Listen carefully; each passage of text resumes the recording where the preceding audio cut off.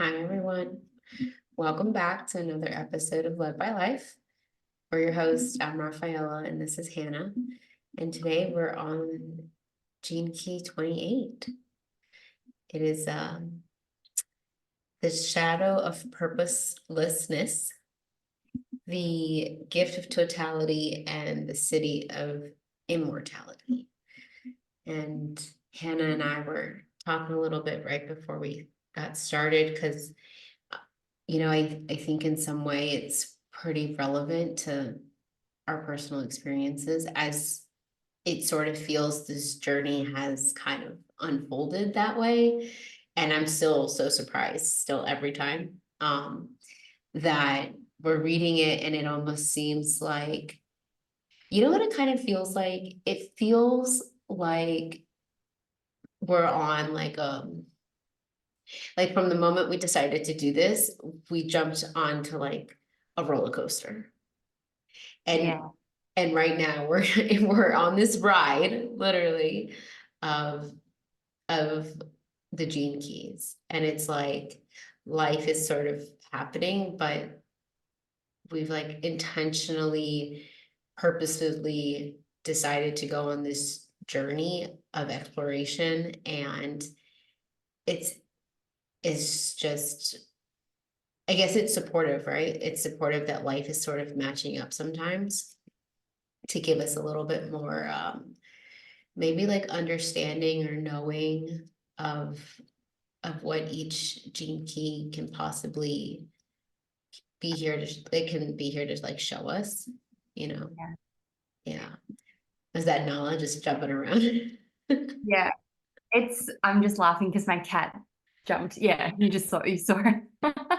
Yeah. Um, yeah, it's almost like an initiation, I think, for both of us. Hmm. Um, this experience and this journey of exploring every single gene key. And it's almost like, and I especially felt it with reading the 28th, it's like, this is what you need to look at right now. This is what you need to hear right now. It's almost like delivering us the message that we need to hear at that time, that relates to whatever we're going through. And maybe it's just because the gene keys are about the human experience, these different energies and frequencies that we all kind of dip in and out of and are working towards as a collective. But yeah, it definitely feels really synchronistic. So I want to hear what you think about the 28th and like your kind of feeling about what you got from it, from reading it. Well, when I read it, I was like, I was also, so I was come last week when I read it a week ago. I was coming out of some heaviness, some personal things have been going on where I've been like experiencing like some anger and some like old things from the past have been resurfacing, and it's been like manifesting itself in so many different ways, whether it's, like more or less like trauma responses to things. And in my dreams, like there's no not seeing it, it's here.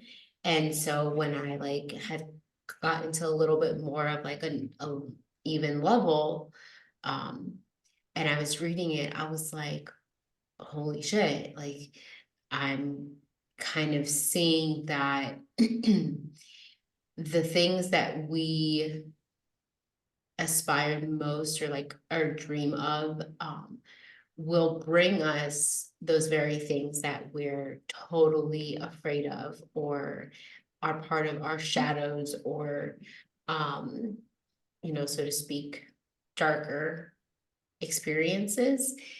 and and I felt like really like energized by it. I was like, oh, I really like this gene key. I feel like, um it kind of touched personally to me, just because he talks about how, um, so in the shadow of purposelessness, there's this experience of, being met with the actual fear of death.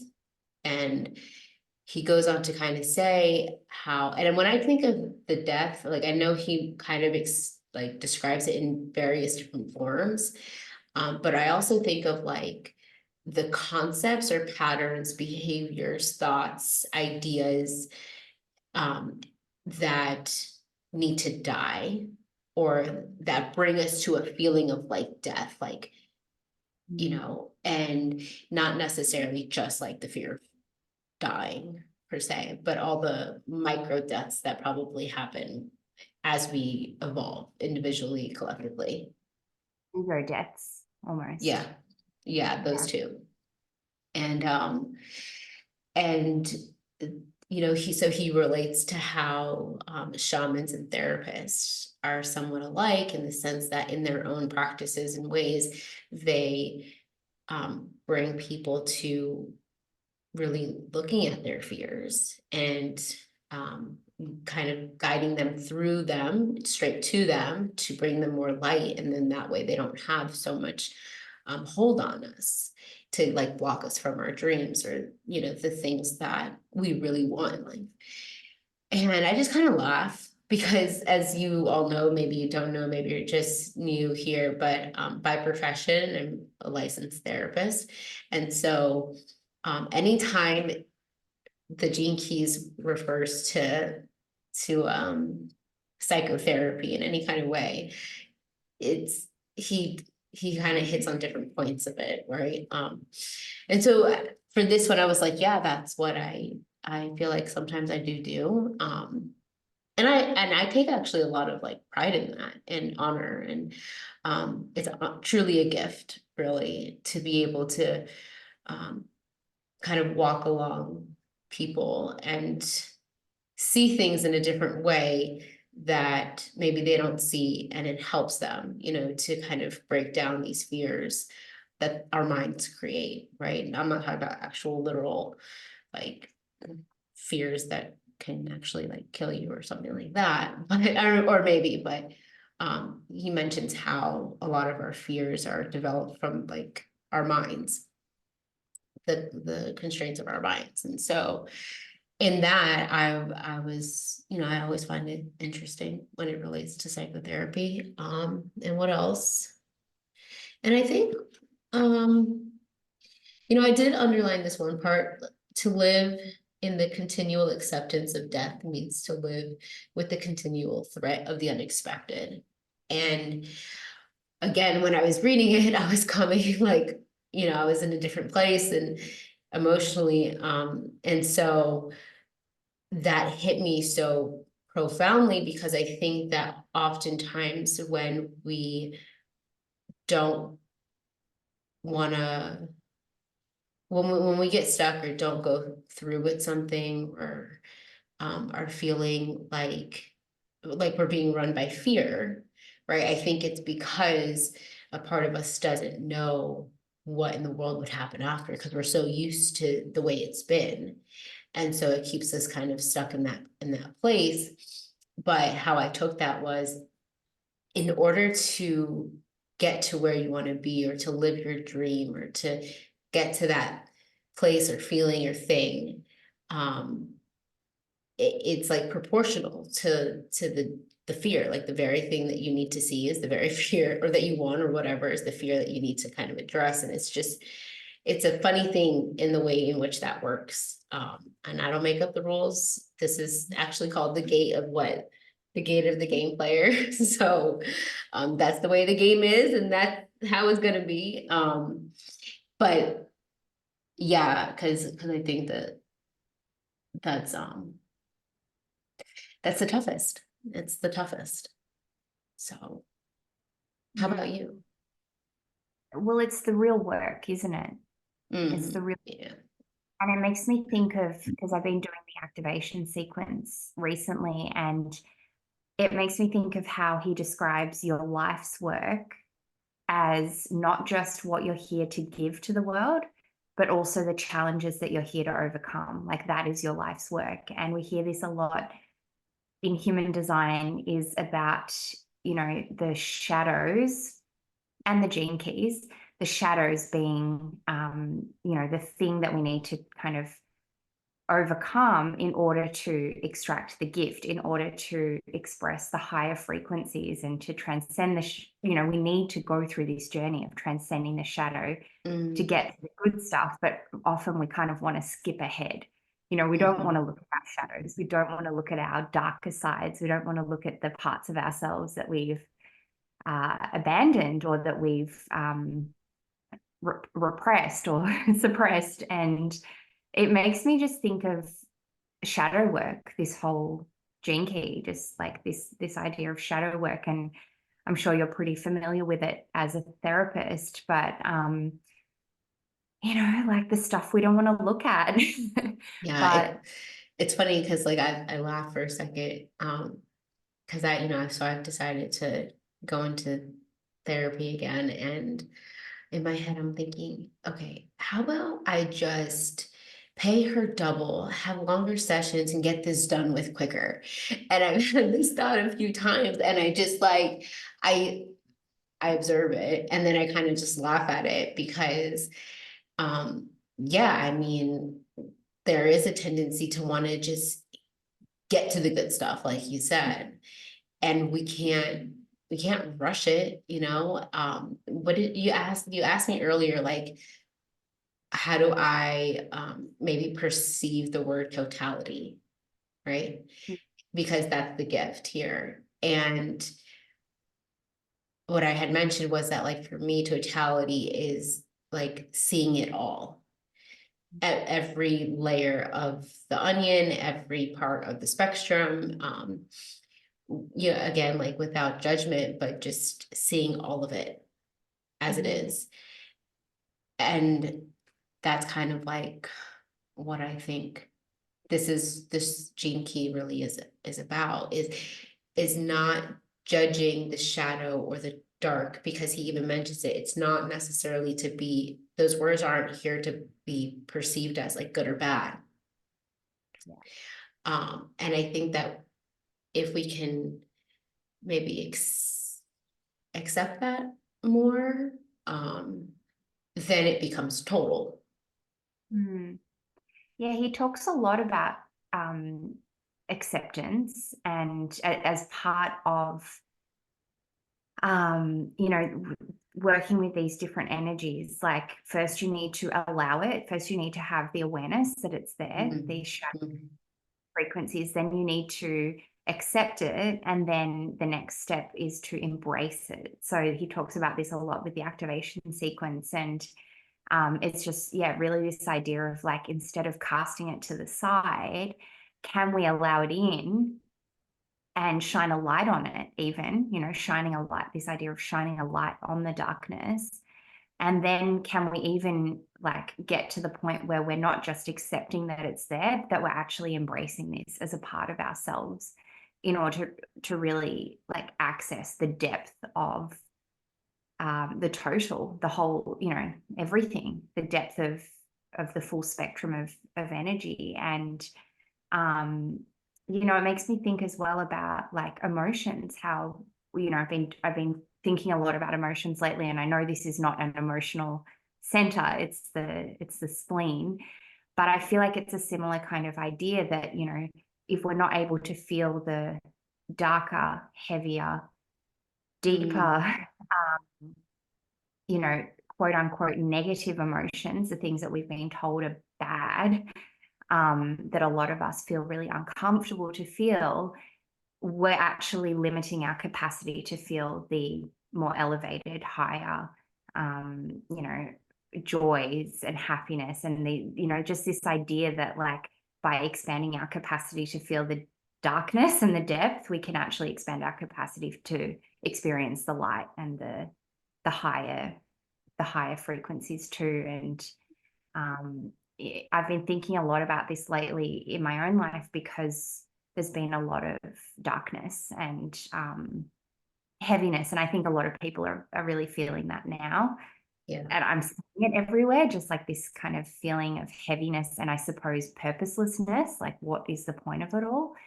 And yeah, it's things like death that really make us kind of question what is the purpose of life and why am I here? And like, I think he even mentioned somewhere in the gene key that we realize, or you get to this point that you realize like your utter helplessness, you know, that there is really no purpose to life. So then it's kind of up to us, well, what are we going to do with that, you know?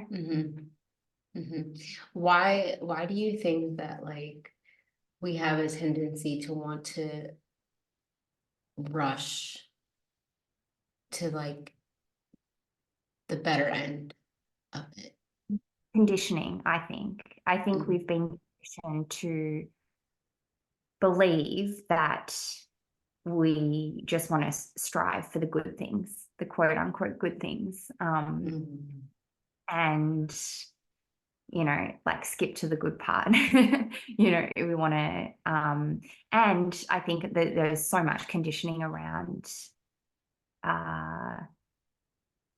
emotions, like I said before, that certain things are good or bad. And I think there's also a lot of conditioning around things like death, like that death is something to be feared and to be afraid of. And we see it in society. Like we put elderly people away into nursing homes and things because we almost don't want to look at it. We almost don't want to see that and be faced with things like death. Whereas a lot of, I think, ancient cultures really like revered the older people and really respected, you know, their wisdom and their life experience. And yeah, I think that that's something that like we don't see so much today, is that kind of reverence and respect for, yeah, our elders. Yeah, it's funny because I feel like now it's a lot about like not only how we're probably gonna live longer, but how we're gonna live longer. Well, yeah, like I don't know. You had mentioned, you know, all of this about the elderly and like not seeing them and kind of like putting them in places where like we don't really face the process of aging. And I was just thinking like I haven't seen it, but I remember because I had taken like an elders population course in college, and I had then learned about what like centenarians are and the blue zones and where they are in the world and like their cultures and stuff. I haven't watched the Netflix documentary on it, but It's really, yeah. And it's almost like now we are kind of like aiming for that, aiming to like live longer. And if we do A, B, C, D, then we'll be that way. And that's not gonna like cheat or avoid death, like, because there's gonna be, like I mentioned earlier, continuous things that we're gonna be met with that are gonna, that underlying fear of like, this is no longer that way. That is a death to me, you know. Having to face those in like micro doses as you continue to just evolve as a person, as a human. And so yeah, just another like another end of the same kind of like spectrum of death, like yeah. is so to speak. And um yeah.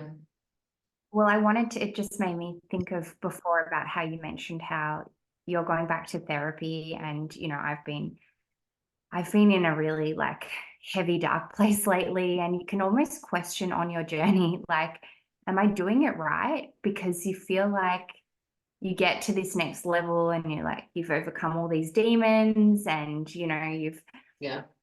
this growth and healing and worked through all these shadows and these problems. And then there's something new. And it's like, it's tiring. It's really tiring. And it is work, you know, Yeah. going back to the fear of like shadow work and your life's work. And it's not just what you give to the world, it's also the challenges that you're here to overcome. And it's like, I know that it's a forever journey. I know that there's no end point to get to, but you can kind of question yourself along the way. And I think that a part of that is that, like I said, the more that you open yourself up to seeing the darker parts of yourself, the more that there is to see.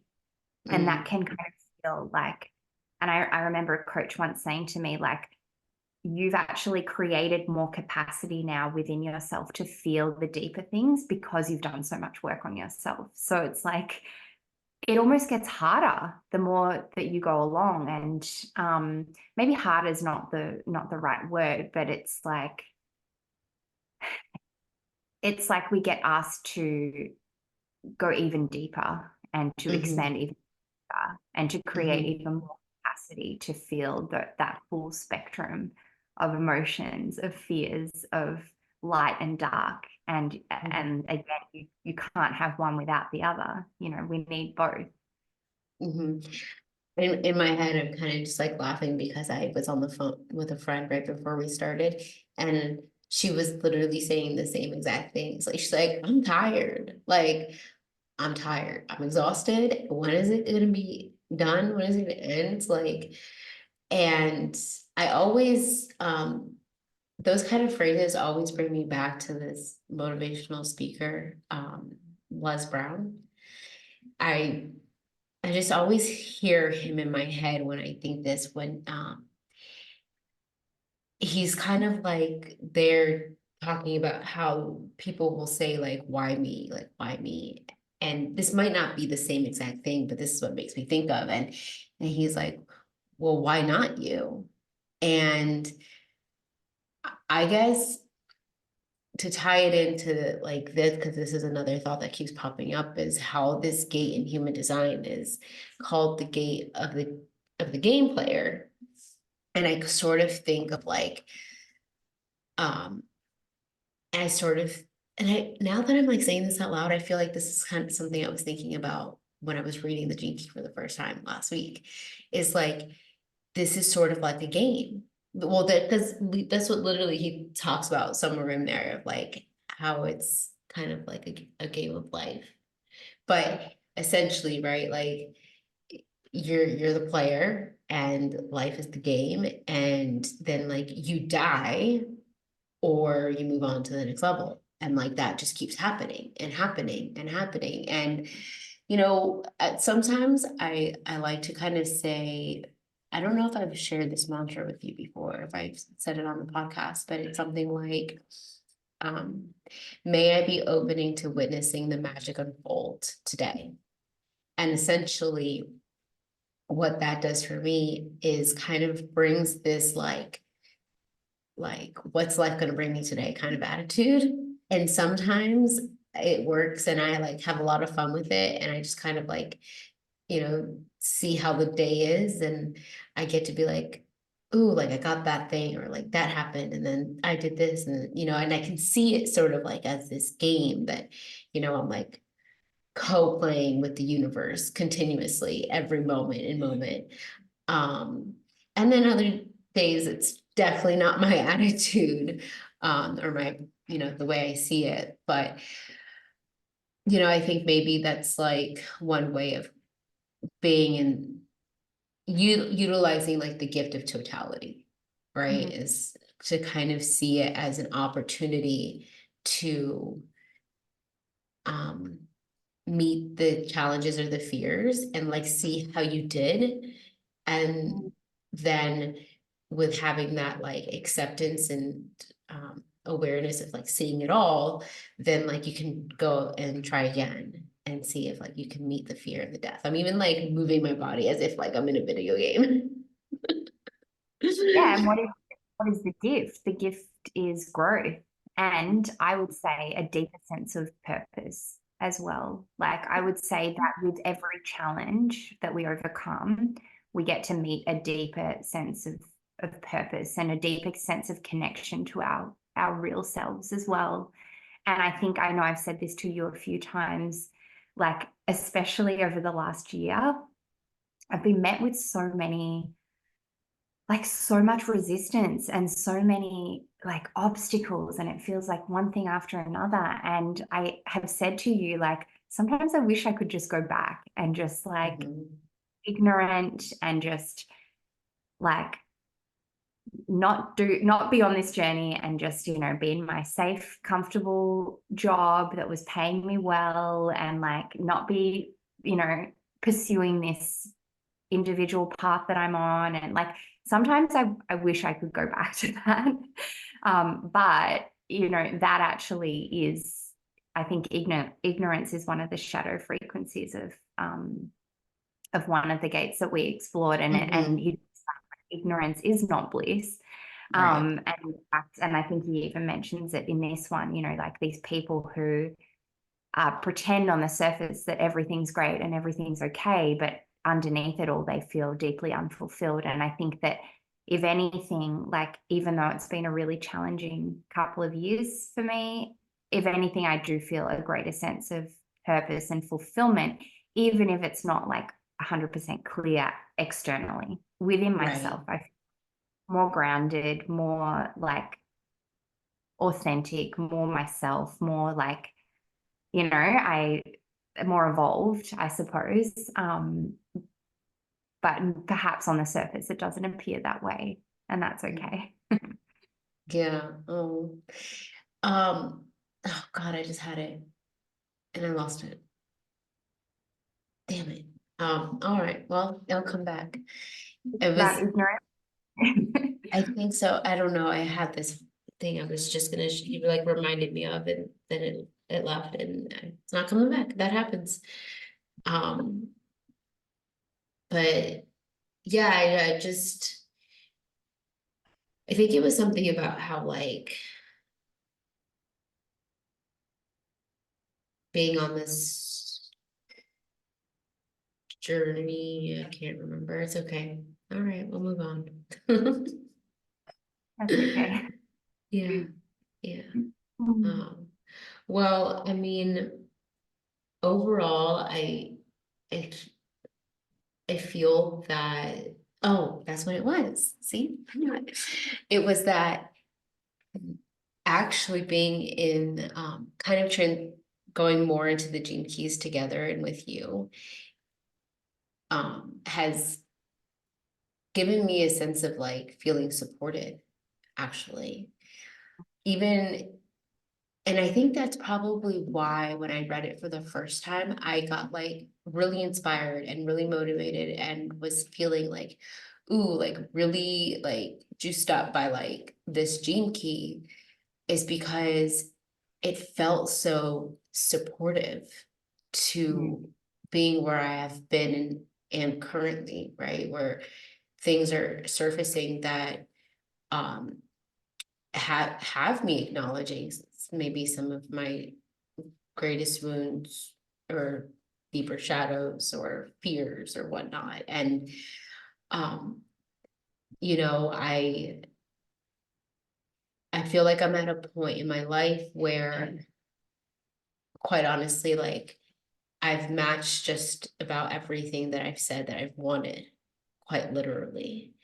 And why wouldn't it now be time for me to then go deeper by having to experience and go straight through something that is now just the time for? Like I'm not like the ruler of this game. I don't know how it goes, but this is how it is. And I think that if anybody is at a point in their life where they're like, I'm surrounded maybe internally or externally by everything that I've wanted, why am I like, why am I still not in this place or feeling this way or happy or whatever it may be? And I don't think that that be the right question. I just think that maybe life is now supporting you in the best way possible by showing you the thing to now go to the next level of your dream. Because it's something that you and I have talked about where it's like, I think you've even asked me like, well, what's like my biggest dream? And you know, I've I've quite almost literally have met anything that I actually thought was truly possible for me in some shape, way, or form. And so now I think that it's only, you know, it's just it's just how it is. Like now I'm being met with something that might lead me to like the next version of what my dreams have looked like. Because quite honestly, like, do I allow myself to get that bigger or see myself that big or whatever it is? Probably not. Why? Because I'm probably scared of something. Maybe right now I'm like witnessing to that fear so that I can get there. I mean, I don't know. I hope that you know phrase, whatever it was that I just kind of like shared, is supportive to anybody who's in that process, in that place. Because I think it's it's what's helping me, because it's not always doesn't always feel so great. Yeah. Yeah. Do you know what's funny? I just remembered last night as I was kind of reading over this chapter again, I, for some reason, had a bit of an urge to go through every single one of the gene keys that I have defined in my chart and to write down the shadow of it in my journal. So I just wrote down, I went through, gate 1, shadow, gate 8, like all through the ones that I have.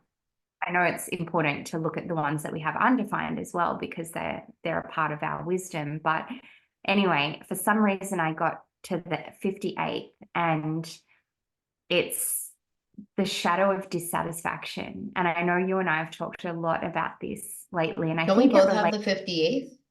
We both have the 58, and I Yeah. know I feel that it relates a lot to what we've been talking about, like this feeling of, even if on the surface or on the outside, like I have it all, I have everything that I've ever wanted. Why am I not happy or satisfied? It was just really interesting for me to recognize that dissatisfaction is one of these shadows for me, and another thing to, another shadow or another fear to transcend is like, why am I not just allowing myself to be happy? And the gift is joy.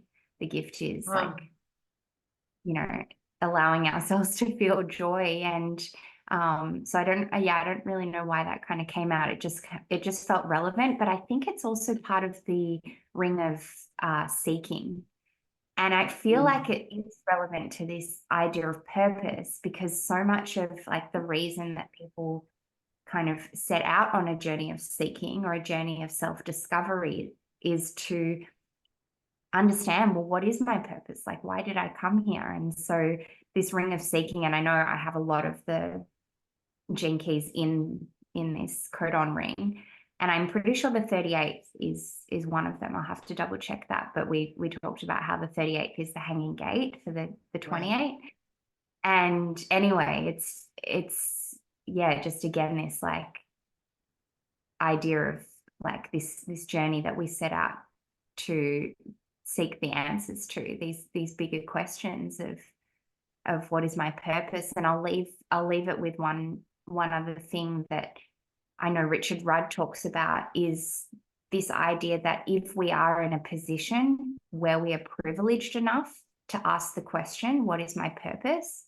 Because we're not having to just survive every day and get by. If we are privileged enough to ask the question, what is my purpose?